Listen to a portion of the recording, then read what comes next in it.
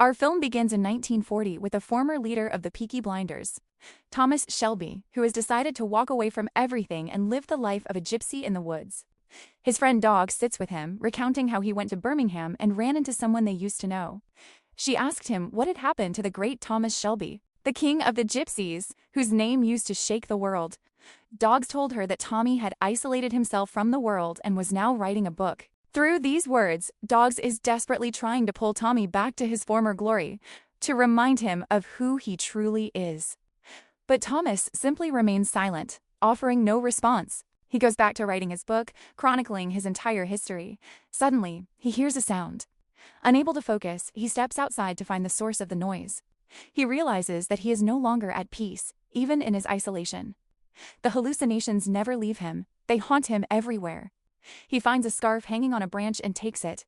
He notes that this time feels different, as if the ghosts he sees are sending him a direct message.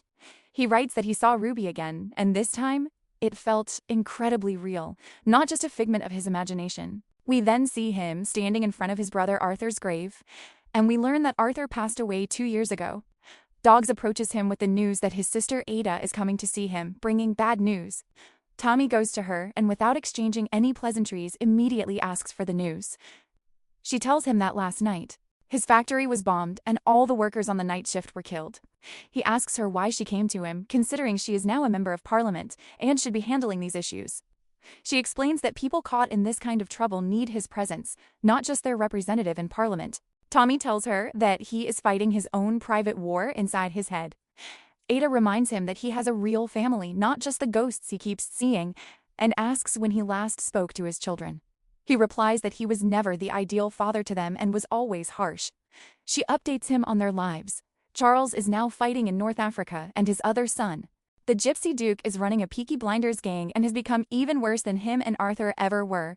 She begs him to return with her, to visit his family's graves, and to knock some sense into Duke before his enemies get to him or the police arrest and hang him. Tommy gives an unexpected answer. He confesses that he sees things, and his condition has drastically worsened since Arthur's death. He feels like he is losing his mind and doesn't know how to stop the hallucinations. He leaves her and walks away. In Birmingham, we see Duke Shelby, Tommy's illegitimate son, breaking into a weapons warehouse with his gang. No one can stop them. When one brave soul stands up, shouting at the crowd to fight back against the gang instead of letting them run wild, Duke approaches him. "Let me hear what you were just saying," Duke challenges. The man tells Duke he doesn't care who he is and that he needs to be arrested. Duke calmly informs him that from now on, the gang is the local police. They were registered just that morning with the Birmingham police force, and they are currently on duty, so he shouldn't interrupt their work. Duke signals a gang member who gathers the locals and threatens them. If anyone stands in their way while they do their job, they will find their house and beat their entire family. He concludes by saying this is a direct order from the Peaky Blinders. The brave man turns back to Duke and says, "You Peaky Blinders might scare the chief of police, but you can't scare me. I've survived worse in the war things you couldn't even imagine." Duke acknowledges that the man is brave, but calls him stupid.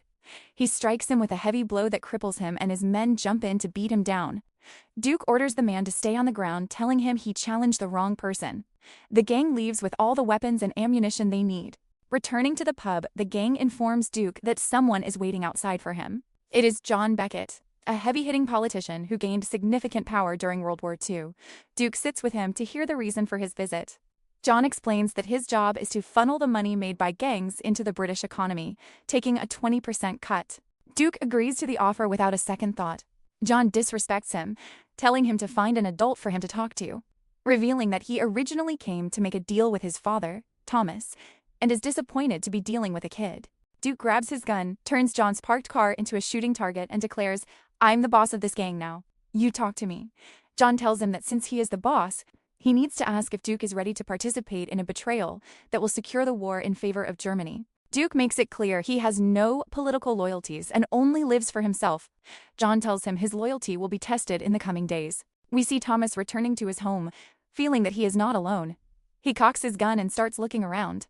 Suddenly, he hears a voice, turns, and finds a woman standing before him. He tells her that no one enters his house without permission, but she claims she is there to deliver a specific message. She steps toward his writings, but Tommy rushes over, preventing her from touching them. He stares at her face and realizes she is the woman from his visions. Seeing his confusion, she clarifies that she is not the woman he knew, but her twin sister. She explains that her sister lost her life a long time ago, but sometimes communicates with him in his dreams. She has come to deliver her sister's message. Tommy deduces that her sister is Zelda, the woman he had a relationship with long ago, resulting in Duke's birth. She confirms this, introducing herself as Carl, and points out that he has her sister's son. Tommy interrupts, stating he knows his son well and knows he is a gang leader now, as Tommy left his kingdom to him. Carl corrects him.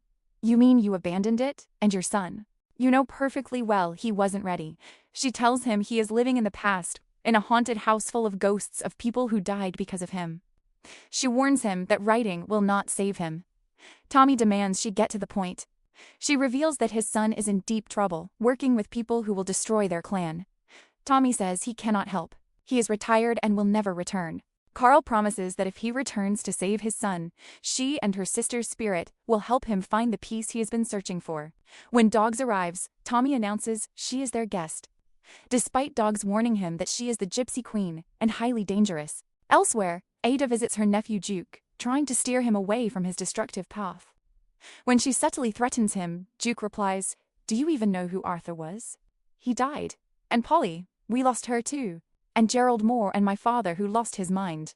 You are the only one left, and you are all talk and no action." Ada tells him he looks handsome like his father, but he lacks something crucial, and without it, he will be destroyed. Duke scoffs, but Ada explains that at the end of his chosen path, he will be in a coffin, and no one will care at his funeral because he is missing the very thing he ignores: his family. The next day, Ada visits Charlie and informs him that Duke stole government weapons with written permission from the Birmingham police. She vows to handle the situation herself tomorrow. Charlie advises her to save her breath, saying no one will listen to her. There is only one man who can stop Duke, and that man is completely isolated from the world, writing a useless book. Speaking of the book, we see Thomas writing about his suffering after World War I. Even though he returned physically intact, the war never left his mind. He describes feeling tortured, unable to move on, and slowly losing his soul. As soon as he finishes writing, he finds Carl standing in front of him, wearing a red scarf. He demands to know where she got it. She claims she was walking and found it on his brother's grave. She tries to get him to talk, asking if Arthur truly killed himself like people say, but Tommy shuts her down. She then confesses that she is currently channeling Zelda's spirit, possessing her sister's body to speak with him, but he doesn't believe her. She reveals that the red scarf belongs to Ruby's daughter, who left it on a branch for him, and she repeats the exact words Tommy whispered at his brother's grave. Finally believing her, Tommy listens as she asks him to save their son. Tommy insists he can't, claiming he is no longer the Thomas Shelby of the past. Ada fights her nephew in her own way. She gathers the people, telling them Duke Shelby stole weapons from a government factory. She asks the witnesses to be brave, come forward, and testify against him, promising to protect them with her power as a member of Parliament. She vows to stop him. Meanwhile, John introduces Duke to Virgil, the vice president of the British Union of Fascists. Virgil questions if Duke is fit for the mission and asks how he will secure their money. Duke explains he has 3 boats at the port to smuggle goods and weapons without inspection, ensuring the port workers are loyal to his family. Virgil demands a guarantee, as 70 million is on the line, hinting that gypsies are untrustworthy. Duke denies having a family, claiming he stands entirely alone. John interrupts, wearing a disguise, and tells Virgil he already warned him about Duke's true nature. Virgil, surprised, asks if what John said was true. It is revealed that Virgil is a double agent, placed there just to test Duke. Suddenly, Duke executes Virgil, passing the test and proving he has no political loyalty to any nation. John then sits with Duke, revealing he works with highly influential politicians, industrialists, and even members of the royal family. He guarantees Duke's protection and agrees to move forward. The plan: gather the boats tomorrow, head to Liverpool, and collect the money. We return to Carl, now channeling Zelda, asking Tommy what his brother said to him. She reveals that Arthur told her he wasn't alone that day. Tommy was with him, but Arthur didn't blame him for what happened. Tommy tries to silence her, but she insists that the world thinks Arthur killed himself, which isn't the truth. Tommy flashes back to that agonizing day. Arthur had stolen his car, crashed it, and was under the influence of opium. When Arthur saw Tommy approaching, he didn't recognize him. Hallucinating, Arthur thought Tommy was the devil. Before Tommy could get close enough to calm him, Arthur grabbed his gun and ended his own life. Ever since, Tommy has blamed himself, feeling responsible for his brother's death. Carl consoles him, saying it was an accident and he couldn't have saved Arthur or Ruby, but he can save his son right now. The next day, Tommy wakes up to find her gone. The scarf is hanging on the edge of the bed, leaving him wondering if she was real or just another hallucination. He takes the scarf back to Arthur's grave and finally decides to break his isolation.